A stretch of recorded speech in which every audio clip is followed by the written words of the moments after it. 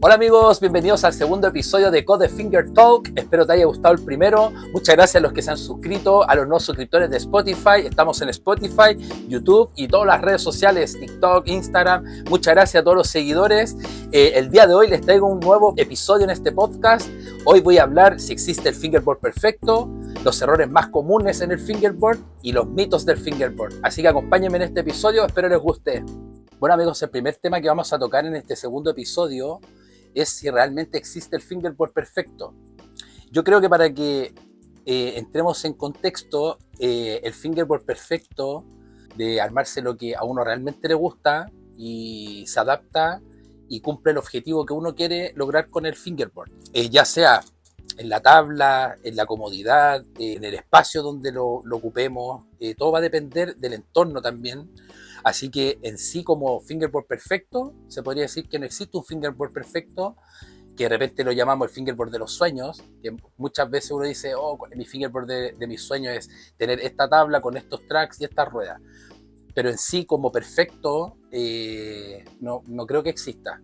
Lo que sí, como les digo, podemos lograr tener un setup que se adecue a lo que nosotros queremos y nos adaptemos, pero va a depender de muchas cosas, hay muchos factores que están en juego. Por ejemplo, en la tabla tenemos diferentes tipos de tablas, hay tablas de madera, existen las tablas de plástico, existen las tablas de resina, existen las tablas de 7 capas, de 5 capas, entonces es un abanico tan grande que podamos decir como, esta es la tabla perfecta, es muy complicado, muy difícil.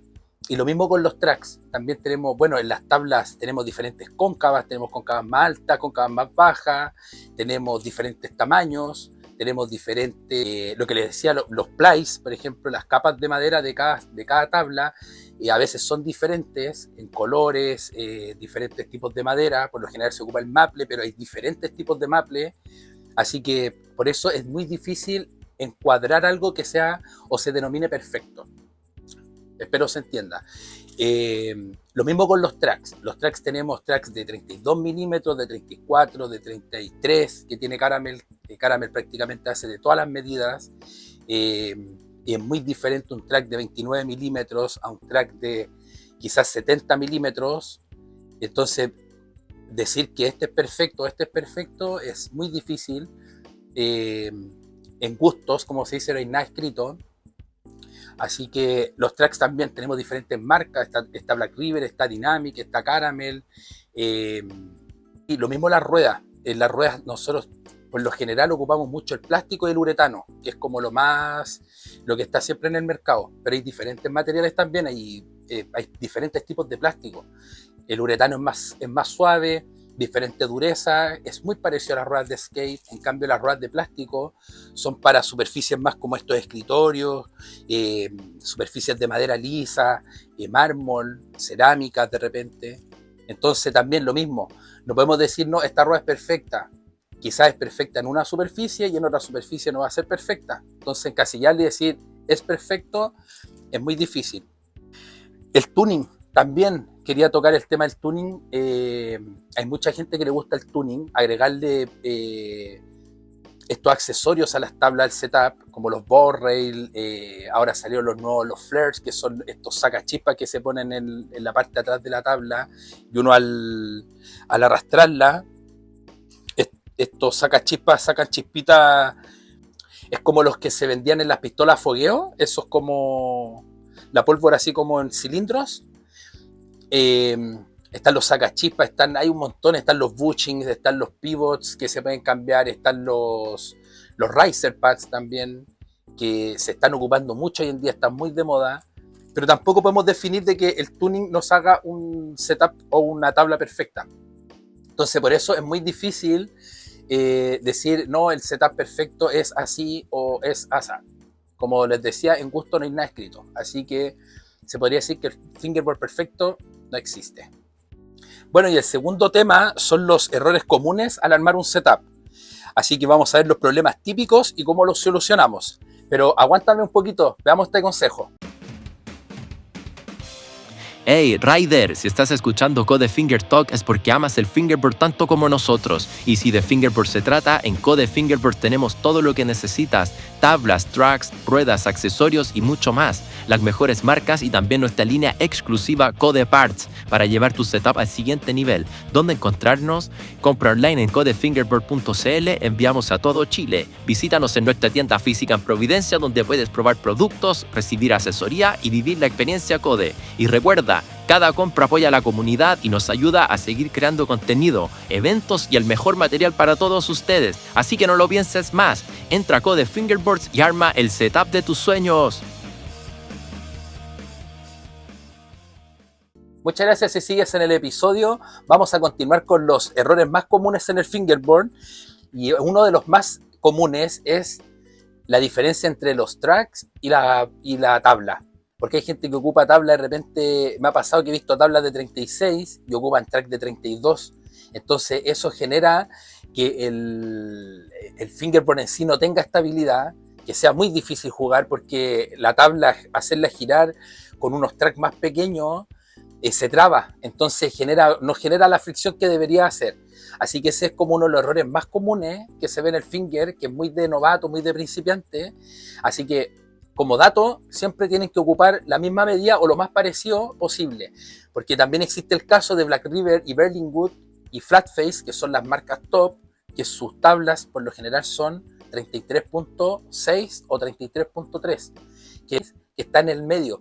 Por lo general, los tracks de 34 funcionan perfecto y los tracks de 33 o de 32 podrían estar también funcionando bien porque se asemejan mucho a la medida que continúa, que es la 34.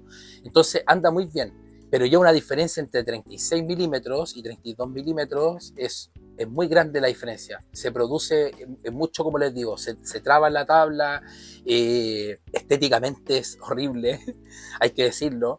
Y no va a funcionar bien. Así que ese es un error muy, muy, muy básico y muy común que ocurre en la iniciación, sobre todo del fingerboard.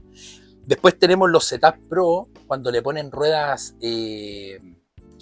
básicas a un setup pro. Me refiero, de repente he visto setup que le ponen ruedas Tech Deck porque no tienen rueda o se les perdieron o no tienen rueda, le ponen Tech Deck de repuesto, y una rueda Tech Deck es lo peor que pueden ponerle a un track pro porque se los daña, y viceversa, ponerle unas ruedas pro a un track Tech Deck también se lo arruina. Yo a una tabla de 27 milímetros le puse unos track Tech Deck de 25 milímetros y la forma, al ser cuadrado en la punta del track, al ser cuadrada, la rueda no entra en el ¿cómo se llama?, en el orificio del rodamiento, sino que al ser cuadrada, como que choca ahí. Y eso dañó la rueda, me la reventó, me la hizo pero pebre. De hecho suena feo, le sacó un pedacito como de uretano, porque son unas ruedas de uretano, una elástico. Así que tampoco recomiendo ocupar ruedas profesionales en track Tech Deck y viceversa, ruedas Tech Deck en track profesionales. Así que ese es uno de los errores también muy comunes. Otro error común son los grip tape mal pegados, aunque no se ve mucho porque ya es fácil igual poner los grip tape y todo, pero he visto de repente que están muy gastados. He visto chicos que andan de repente, claro, porque no hay acceso a lo mejor a tener un mejor tape, pero he visto tape que están en muy malas condiciones o tape que están mal puestos, que no le sacan bien la orillita y todo. Así que yo les recomiendo ver el video. Yo tengo unos tips acá en YouTube para que vean cómo se pone bien un tape, así que con eso van a andar perfecto. Y eso es uno de los errores muy comunes. Otro, no sé si error, que de repente puede ser error porque no lo saben o puede ser por gusto también, los tracks demasiado sueltos o demasiado apretados. Pero como les digo, eso va a depender del gusto, pero pasa de repente que por no saber, a mí me pasaba, yo ocupaba los tracks demasiado apretados y sentía que habían trucos que no me salían, y con el tiempo fui cachando que al soltarlos, ocuparlo un poquito más suelto o ocupar bushing más suave, me permitía tener mejor movimiento de la tabla. Por ejemplo, los Lori Hell, por lo general, como es el movimiento así, con la tabla muy dura no me salía. Entonces con la tabla más suelta, con unos bushing más suaves, perfecto, ningún problema. Así que también eso es como una recomendación, más que un error quizá, es una recomendación que prueben de repente soltar un poquito los tracks sin miedo y vayan probando. Yo igual ocupo súper suelto mis tracks, súper sueltos. De hecho, y hay de repente he visto gente, no sé, videos que deslizan y estas partes así como que no se mueven así muy flojos. Y claro, y es por eso, porque permite tener un mejor giro. Así que eso serían, yo creo que como los errores más comunes dentro del fingerboard. Espero les hayan gustado. Así que continuamos con el otro tema que tenía aquí en el temario. Los mitos del fingerboard. ¿Qué es real y qué no es real en el fingerboard? Bueno, el mito, yo creo que el más grande de la historia del fingerboard y uno de los más mitos que se puede escuchar como en la comunidad o como en el mundo es de que el fingerboard es solo para niños. Bueno, yo vengo a desmitificar eso porque el fingerboard hoy en día está siendo prácticamente como un deporte en miniatura o un deporte de mesa, se podría decir, porque hay mucha técnica, requiere de mucha concentración, requiere de mucha destreza, se hacen competencias. La última competencia que se hizo hubo plata en juego, siempre hay muchos premios, hay categorías, como que ese mito de que es solo para niños ya como que no corre. Creemos que el fingerboard es para toda la gente, hay adultos, yo tengo 37 años y me encanta el fingerboard desde muy pequeño. Creo que eso de niños es cuando uno engancha con el...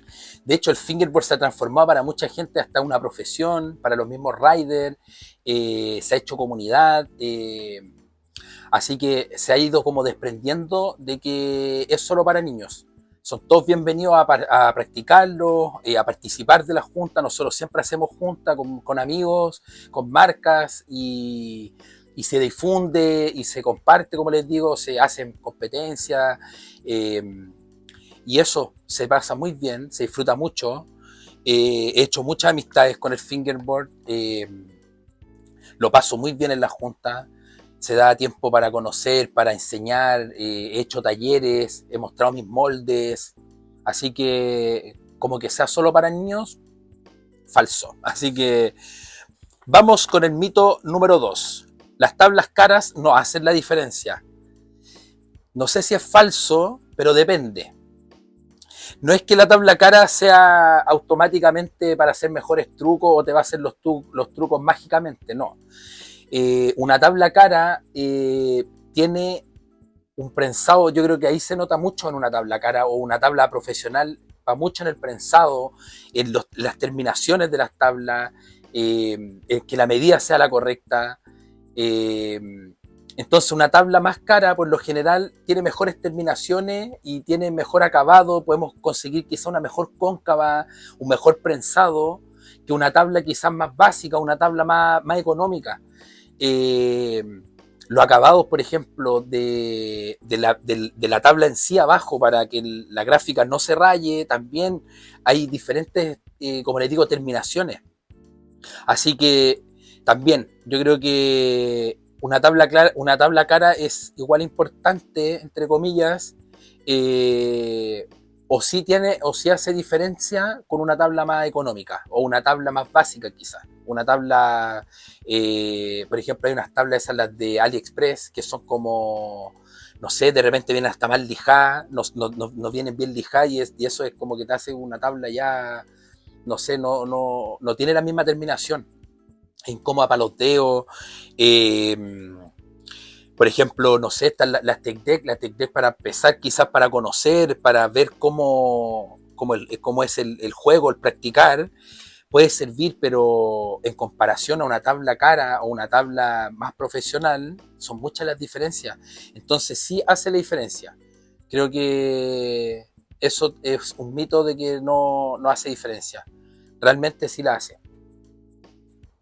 Después tenemos el mito 3. Si no tienes tracks de alta gama, no puedes hacer buenos trucos. Falso, completamente falso. Porque como les decía anteriormente, yo mi setup de 27 milímetros lo tenía con unos tracks de 25 de Tech Deck y me estaban funcionando perfecto. O sea, yo estaba ocupándolo. Claro, me estaban dañando las ruedas, pero he visto que en Estados Unidos los chicos las lijan y hacen que los tracks queden con la forma para que pueda encajar en la rueda donde está el orificio del rodamiento, y funciona súper.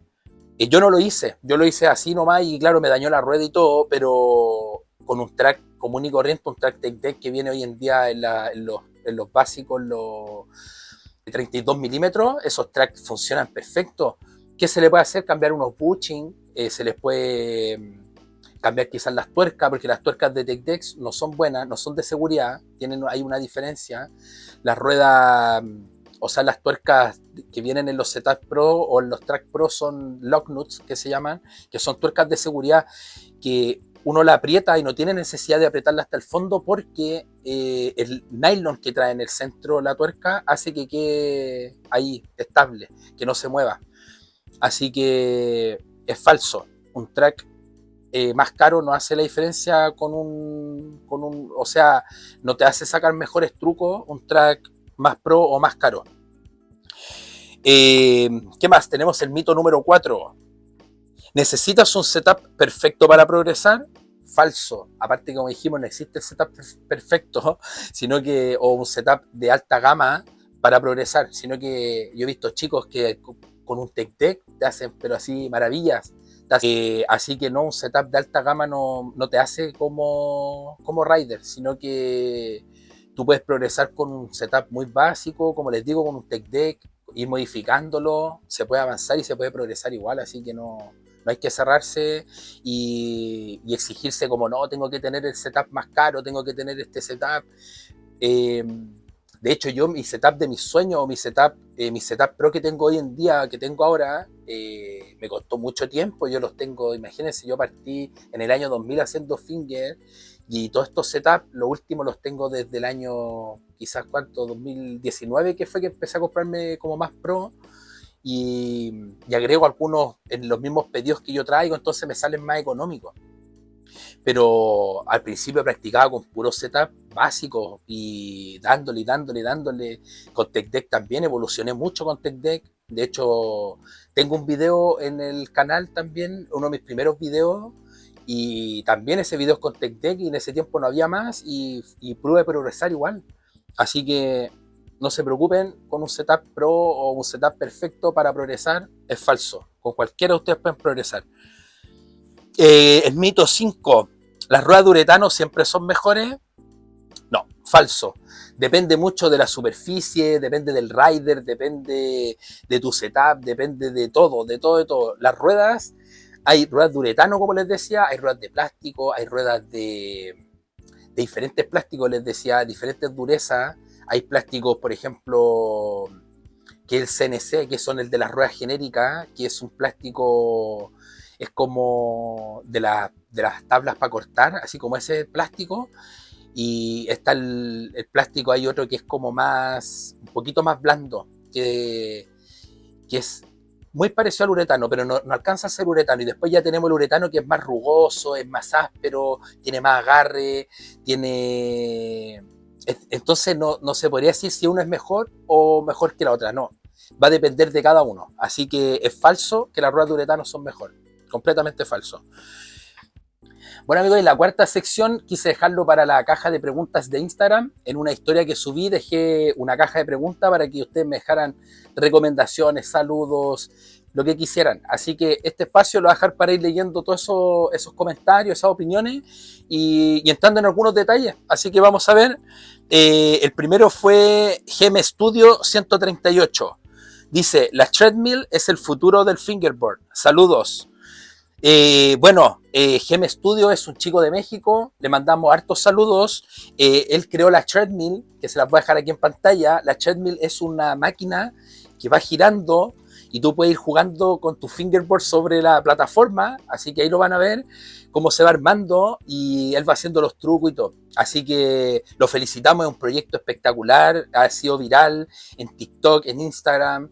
Le mandamos un saludo muy grande y que siga creciendo el fingerboard en México. Saludos a México. Después nos escribió John Lil 17.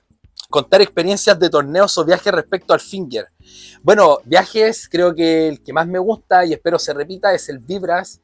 Es un viaje que yo realizo a La Serena, Coquimbo, a un evento que realizamos. Ahí colaboramos con Fingerboard Reyes, estamos con Cloaca, hacemos un evento y viajamos, así que esa es como una de las experiencias que más me gusta.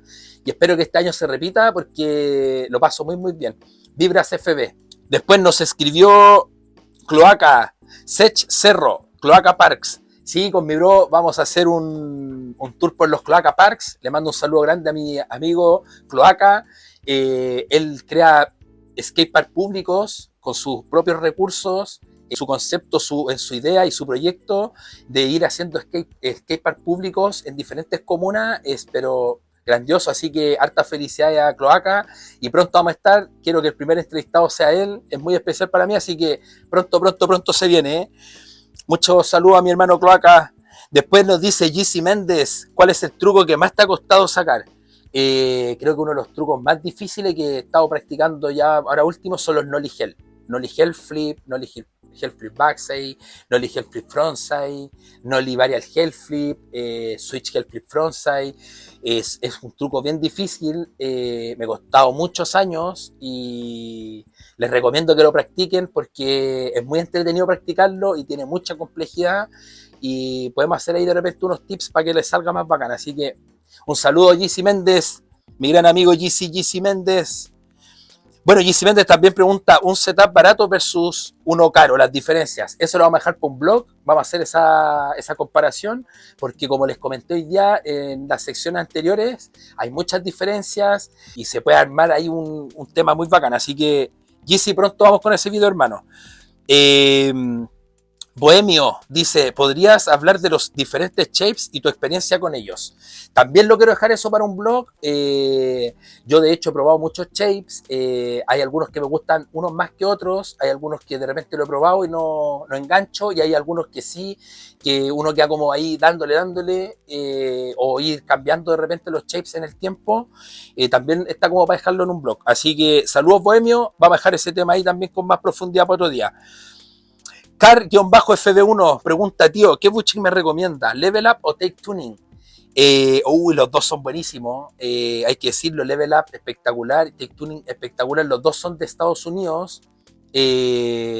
Creo que la diferencia puede ser en la textura y en la forma, porque los Level Up son diferentes en comparación a los Take Tuning. Los Take Tuning son cónicos, son así como la forma que estoy mostrando en este momento, así.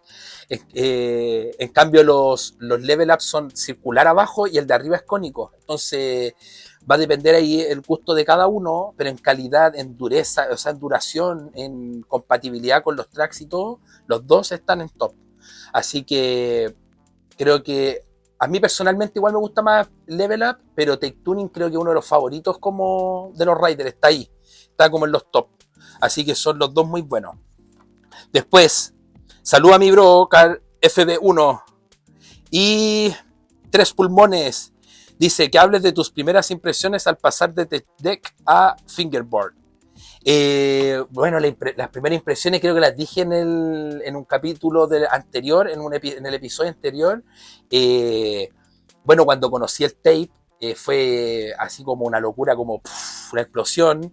Los rodamientos, cuando ocupé la primera de ruedas con rodamientos, dije, ¡guau! Y se nota cuando uno hace esto, y uno, es como la diferencia, se siente mucho.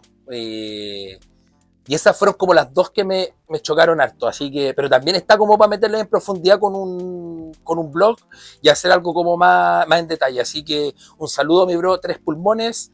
Y esa creo que era la última pregunta. Y dejamos hasta ahí la sección de preguntas.